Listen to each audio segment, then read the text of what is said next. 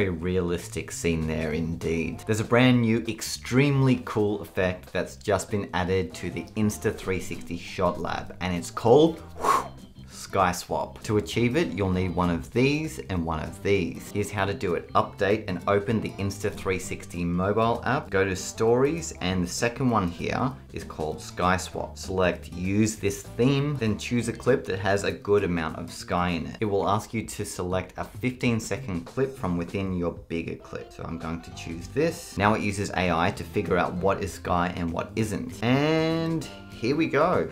It's replaced the sky. Just like that, wow.